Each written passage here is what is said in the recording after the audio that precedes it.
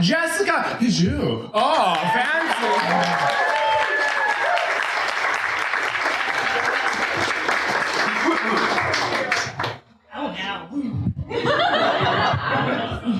Finally, back to normal person height. Hello, I am indeed Jessica Pigeau. Not the Jessica Pigeau, just a Jessica Pigeau. Because of course there is another.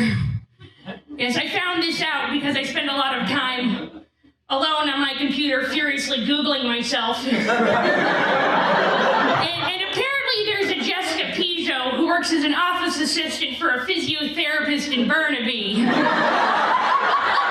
Which is honestly a relief, because if she was also a gender-ambiguous amateur comedian, I'm pretty sure I'd have to defeat her in combat. Hand-to-hand, hungry hippos. Just for the right to the trademark. As is, I've been spraying cougar urine on the begonias in her front yard. Just to mark my territory. Show her who's the real Jessica Pigeau around here. I'm not ready to change my name. I don't even look like a Denise. Mind you, I also don't apparently look like much of a Jessica. Judging by every time I try to buy hot chocolate at Starbucks. And who is this for? Jessica. Jeremy? Jessica. Jason? Okay. Your average service worker is not ready for this to be the face of a Jessica. They are not mentally prepared for this to be the voice of a human woman.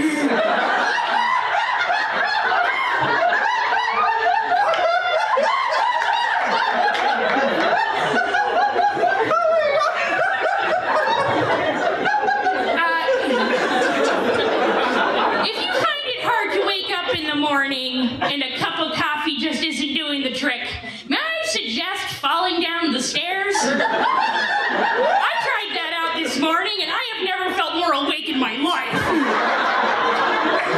Honestly, I swear by it. Don't even talk to me until I've fallen down at least 2 flights of stairs. Not that I'm a big fan of being awake. Don't get me wrong, I am always a slut for sleep. Or as my doctors call it, narcoleptic. Which is a medical condition where I shall fall asleep everywhere and anywhere, whether I like it or not. Yeah, I fall asleep in restaurants, in bowling alleys, in libraries. I've been mistaken for a corpse. Not once, not twice, but 3 times. Yeah, the Vancouver police know who I am. If you report a dead body in an avant-garde art gallery, they'll ask you what glasses it's wearing.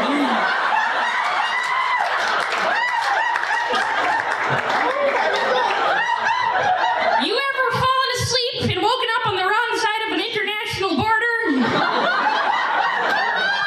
Cool, me neither.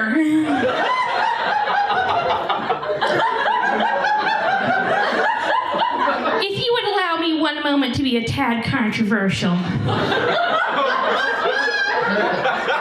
Daylight savings is a fake holiday made up by big time change to sell you clocks. And I, for one, am sick and tired of buying a new oven twice a year.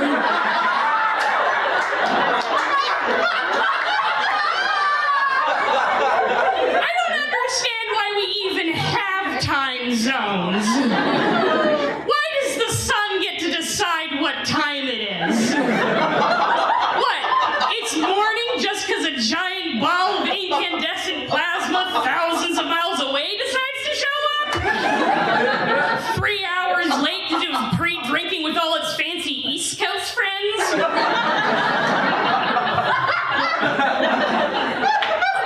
We should just all set all of our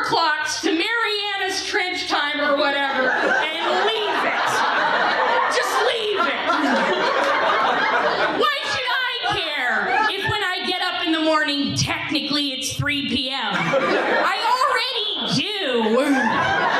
Status quo. You know how arbitrary time zones are? There is a 4.5-hour difference between here and Newfoundland, which they picked on the logic of, we're only just a wee little island. We're not big enough for a whole time zone. The Atlantic provinces aren't a real place. There's no such thing as Nova Scotia. If you killed a man in Labrador, no court will prosecute, and no jury will convict. Not that I suggest pleading the Fifth anywhere in Canada, because the Fifth Amendment of the Canadian Constitution is an agreement granting the province of Prince Edward Island a fixed-link bridge in place of ferry service. It has nothing to do with the right to remain silent, and everything to do with the right to leave PEI by whatever means necessary. No matter what crime you may have committed, no matter what blood is on your hands, no one should be forced to live in PEI. It's actually free to cross the bridge into Prince Edward Island, but it costs $47 to leave. No one ever chose to live in PEI.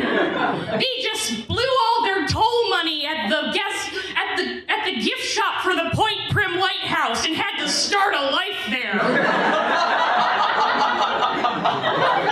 And you can't make money living in Prince Edward Island.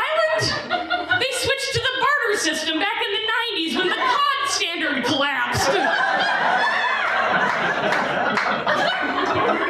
Prince Edward Island is an Anne of Green Gables themed concentration camp. It is potato Alcatraz. And if you're from Prince Edward Island, you can't sue me. I plead the Fifth.